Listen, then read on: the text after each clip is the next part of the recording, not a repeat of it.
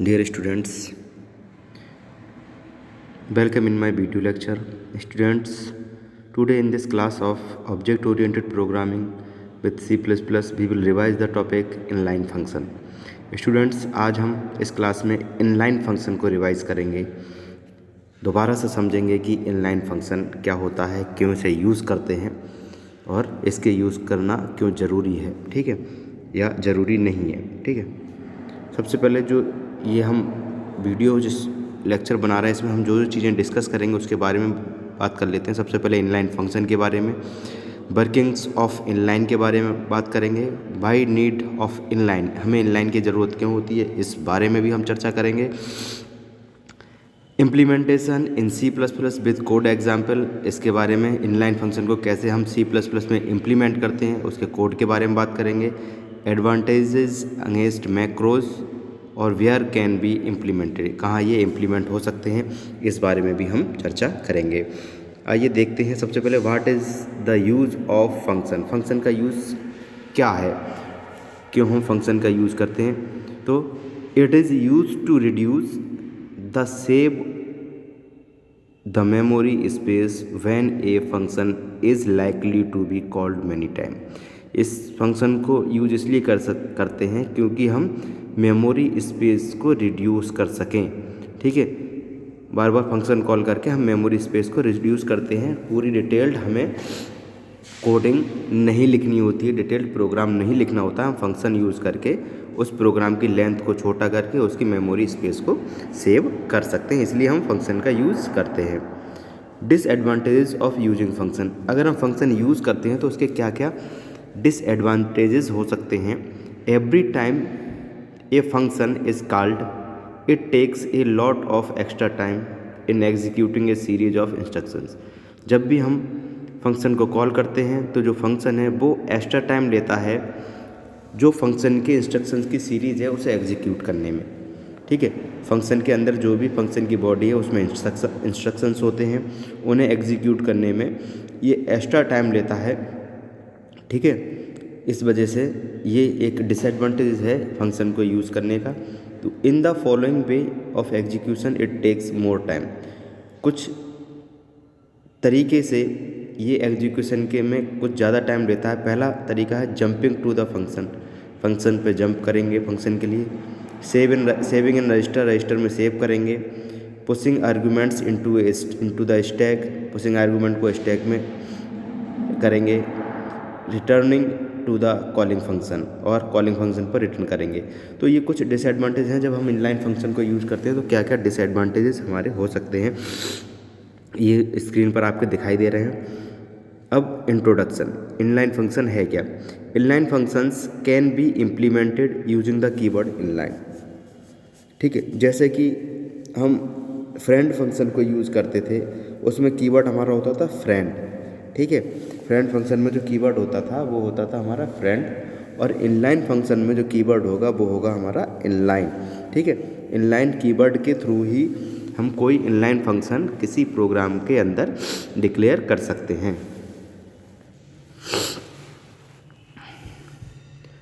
The inline is a request to the compiler, ये जो inline है, इनलाइन क्या है, एक रिक्वेस्ट है कंपाइलर के लिए। इनलाइन का मतलब है कंपाइलर से एक रिक्वेस्ट की जा रही है, ठीक है, उस फंक्शन को लेकर। क्या रिक्वेस्ट की जा रही है, the function always can not B inline by the compiler, जो फंक्शन है वो हमेशा कंपाइलर के द्वारा इनलाइन नहीं हो सकता है। The complicated functions will not be inline, जो कॉम्प्लिकेटेड फंक्शन है वो इनलाइन नहीं होते। Just like a macro but different from macro, ठीक है। जो इनलाइन फंक्शन है एक मैक्रो की तरह है लेकिन थोड़ा सा मैक्रो से अलग है। तो इनलाइन फंक्शन का काम क्या है कि कंपाइलर को रिक्वेस्ट भेजना, ठीक है, और इसे हम इनलाइन कीवर्ड के द्वारा डिक्लेयर करेंगे, जैसा कि मैंने आपको क्लास में बताया था, इसका एग्जाम्पल भी बताया, ठीक है। C++ proposes a new features called inline function, C++ एक नए फीचर को प्रपोज किया है जिसे हम इनलाइन फंक्शन कहते हैं। By using this we can eliminate the cost of calls to small function, इसको यूज़ करके हम जो स्मॉल फंक्शन को कॉल करने के लिए कॉस्ट खर्च करते हैं, टाइम या मेमोरी स्पेस, उसे एलिमिनेट कर सकते हैं। ठीक है। By using this we can eliminate the cost of calls to small function, यानी स्मॉल फंक्शंस को कॉल करने की जो कॉस्ट है, कॉस्ट मतलब टाइम और मेमोरी स्पेस, उसको एलिमिनेट कर सकते हैं। एलिमिनेट मतलब कम कर सकते हैं, ठीक है। An inline function is a function that in expanded inline when it is invoked, ठीक है। एक इनलाइन फंक्शन एक ऐसा फंक्शन है जिसमें that in expanded inline when it is invoked, और ये एक्सपेंड हो जाता है जब इनलाइन फंक्शन हमारा इन्वोक्ड होता है। Inline function must be defined before they are called. Inline function को कॉल करने से पहले डिफाइन करना जरूरी है। Inline keyword sends a request not a command to the compiler. Inline keyword जो है वो कंपाइलर के लिए रिक्वेस्ट सेंड करता है, ना कि कमांड, ठीक है। सिंटैक्स इनलाइन फंक्शन हेडर, इसका जो सिंटैक्स देखेंगे वो देखेंगे इनलाइन जो कि कीवर्ड है, फंक्शन हेडर यानी फंक्शन का जो नाम है वो, देन फंक्शन की बॉडी, यानी कोई भी फंक्शन नेम हम आगे अगर उसके इनलाइन लगा देंगे तो वो इनलाइन फंक्शन की तरह हमारे प्रोग्राम में एक्ट होगा। ओके, सिंटैक्स क्लियर है। Inline function header and then function body, जैसा कि मैंने क्लास में कराया था आपको। Workings of inline, inline function की क्या वर्किंग है उनके बारे में देखते हैं। The inline function is just a code replacement instead of a function call. जो इनलाइन फंक्शन है एक कोड रिप्लेसमेंट है instead of function call, function call के बजाय। There is a need of stack storage and other special mechanism for function call and return. इसको inline function के लिए एक स्टैक स्टोरेज की नीड होती है और स्पेशल मैकेनिज्म की नीड होती है जिससे कि फंक्शन कॉल किया जा सके और रिटर्न शो किया जा सके, ठीक है। The stack storage is use to store the return value and return address for function call. और जो स्टैक स्टोरेज है वो जो वैल्यू रिटर्न होती है उसे स्टोर करने के लिए, और रिटर्न एड्रेस फंक्शन के लिए जो फंक्शन कॉल के लिए जो रिटर्न एड्रेस है और रिटर्न प्रोसेस के लिए जो रिटर्न एड्रेस है उसे स्टोर करने के लिए यूज होता। And while passing the parameter the stack storage needed to the store the parameter values. जब भी हम पैरामीटर पास करते हैं तो जो स्टैक स्टोरेज है उसे एक पैरामीटर वैल्यू स्टोर करने की ज़रूरत पड़ती है। And from the stack area the values move to data area, और स्टैक एरिया से वैल्यूज़ हमारी पैरामीटर की डेटा एरिया में मूव हो जाती हैं, ठीक है। इस तरीके से हमारा इनलाइन फंक्शन वर्क करता है, ठीक है। While using the inline function there is no need of these operations because of code replacement. जब भी इनलाइन फंक्शन का यूज़ करते हैं तब there is no need of these operation, ठीक है। तो इस ऑपरेशन की ज़रूरत नहीं पड़ती है बिकॉज ऑफ कोड रिप्लेसमेंट, क्योंकि ये कोड रिप्लेसमेंट करता है इसलिए, ठीक है। The compiler can do inline और on either a high level intermediate representation और a low level intermediate representation. जो कंपाइलर है वो इनलाइन कर सकता है किसी फंक्शन को या तो हाई लेवल इंटरमीडिएट रिप्रेजेंटेशन में या फिर लो लेवल इंटरमीडिएट रिप्रेजेंटेशन में। In other cases the compiler simply computes the arguments. Other case में कंपाइलर क्या करता है, जो कंप्यूट करता है आर्ग्यूमेंट्स को, store them in a variable, और उन्हें एक वेरिएबल में करस्पॉन्डिंग वेरिएबल में फंक्शंस के आर्गूमेंट के स्टोर करता है। And then inserts the body of the function at the call side, और फिर फंक्शन की बॉडी के अंदर कॉल साइड पर ये इंसर्ट करता है। Need of inline function, inline function की ज़रूरत क्यों होती है? In an application if the time complexity is to be reduced means the inline function can be used. अगर किसी भी एप्लीकेशन में टाइम कॉम्प्लेक्सिटी अगर कम करनी है, is to be reduce, that means inline function can be use, तब inline function use हो सकता है।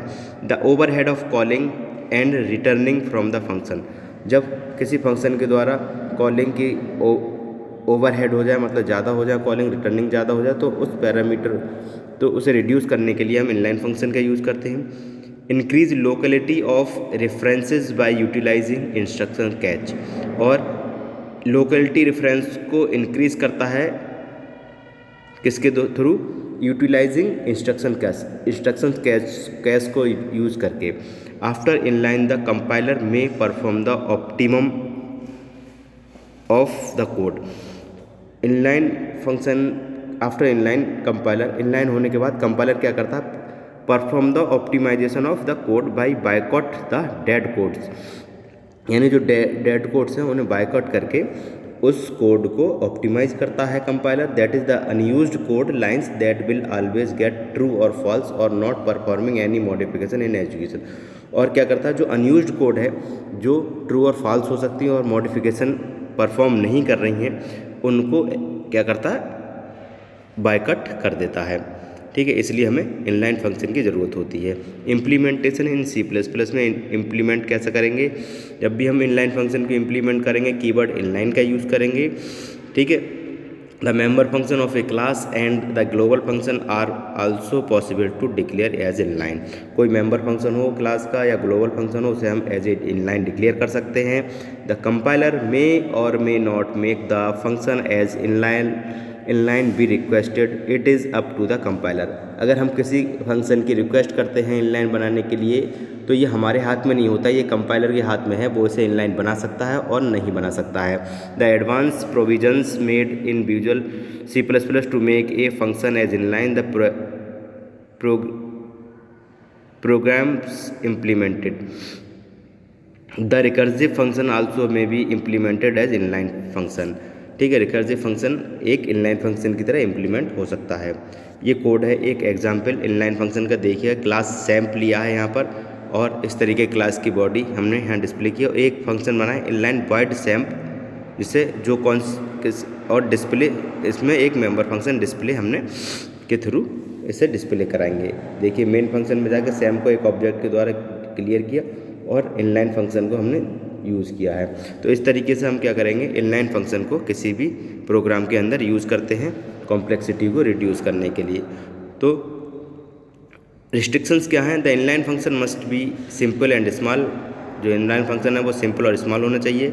If the code size is too large some compiler will not treat as the inline function. अगर code ज़्यादा होगा inline function का, तो कुछ जो फंक्शन है जो कंपाइलर है वो उसे इनलाइन फंक्शन की तरह ट्रीट नहीं करेगा। The inline expansion can not be recognised by the programmer. Inline का जो एक्सपेंशन है वो प्रोग्रामर के द्वारा रिकॉग्नाइज नहीं हो सकता है। If the function is not treated as inline then it will take care of compiler as normal function. अगर इनलाइन फंक्शन की तरह ट्रीट नहीं हुआ तो वो कंपाइलर उसे नॉर्मल फंक्शन की तरह ट्रीट करता है। तो स्टूडेंट्स आज के वीडियो लेक्चर में इतना ही, कल नए टॉपिक के बारे में बात करेंगे। Okay, thank you.